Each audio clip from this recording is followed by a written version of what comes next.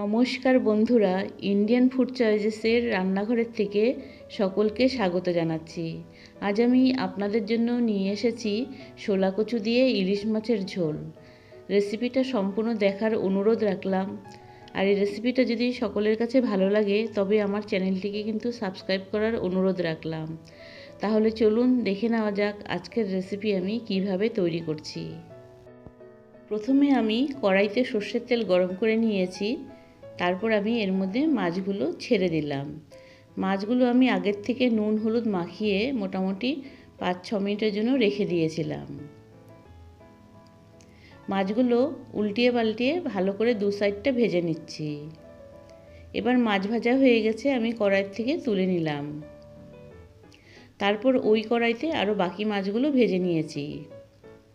তারপর ওই তেলের মধ্যে আমি বেগুন ভেজে নিচ্ছি। বেগুনটাও ঠিক উল্টিয়ে পাল্টিয়ে ভালো করে দু সাইডটা ভেজে নিতে লাগবে।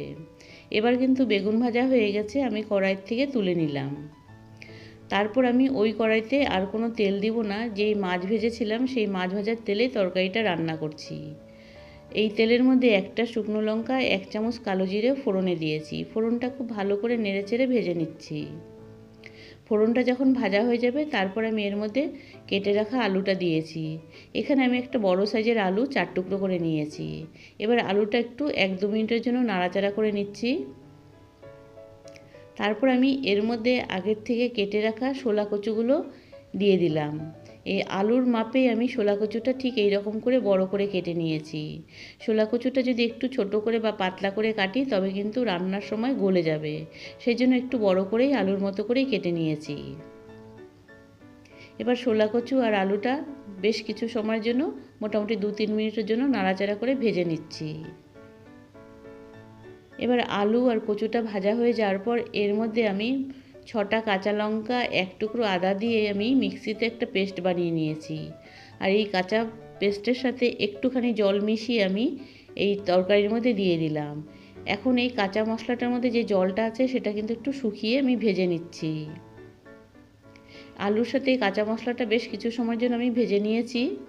তারপর যখন এই কাঁচা মশলাটা থেকে একটু তেল বেরিয়ে আসবে তখন কিন্তু মোটামুটি কাঁচা মশলাটা ভাজা হয়ে যাবে। তারপর আমি এর মধ্যে স্বাদ অনুযায়ী 1 চামচ নুন, 1 চামচ হলুদের গুঁড়ো, 1 চামচ আমি 1 চামচের কম কাশ্মীরি লঙ্কার গুঁড়ো দিয়েছি একটু কালার হওয়ার জন্য। তারপরে 1 চামচ জিরের গুঁড়ো দিয়েছি। এবার এই শুকনো মশলাটা আলু আর কচুর সাথে বেশ কিছু সময়ের জন্য নাড়াচাড়া করে কষিয়ে নিব। তরকারিটা কিন্তু খুব ভালো করে কষিয়ে নিতে লাগবে। এখন কিন্তু তরকারিটা কষানো হয়ে গেছে। দেখুন এই মশলার থেকে একটু তেল ছেড়ে আসছে, তখনই বোঝা যাবে তরকারিটা খুব ভালো করে কষিয়ে নিয়েছি। এখন আমি ঝোলের জন্য জল দিচ্ছি। জল আমি এখানে গরম জল দিয়েছি।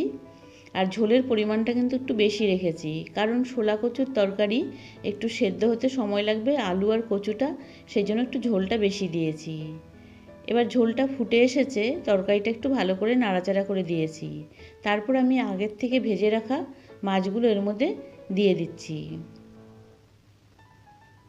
এবার সব মাছ ঝোলের মধ্যে দিয়ে তরকারিটা একটু নাড়াচাড়া করে বেশ মোটামুটি 10 মিনিটের জন্য রান্না করে নেব। এখন কিন্তু আমি আগের থেকে ভেজে রাখা বেগুনগুলো এই তরকারির মধ্যে দিয়ে দিলাম। এবার বেগুনটা দিয়ে তরকারিটা একটু নাড়াচাড়া করে ঝোলের মধ্যে একটু ডুবিয়ে দিচ্ছি। এখন কিন্তু তরকারিটা মোটামুটি আমার রান্না হয়ে গেছে। ঝোলটা কিন্তু একটু ঘন হয়ে গেছে, একটু শুকিয়ে এসছে। আর তরকারিটা বেশি ঘন করব না, এরকম একটু ঝোল রেখে ভাতের সাথে মেখে খেতে কিন্তু খুব ভালো লাগবে। দেখুন ঝোলটা আমি একটু আপনাদের দেখিয়ে দিচ্ছি কি সুন্দর হয়েছে। একদম ঘনভাবেও আমি নামাচ্ছি না বা একটু পাতলা করেও নামাচ্ছি না, ঠিক এইরকম একটু ঝোল ঝোল রেখে তরকারিটা ভাত দিয়ে মেখে খেতে খুব ভালো লাগবে। দেখুন তরকারির কালারটা খুব সুন্দর হয়েছে আর সুন্দর একটা গন্ধ বেরিয়েছে। তা আজকের রান্না কিন্তু আমার এখানেই হয়ে গেছে।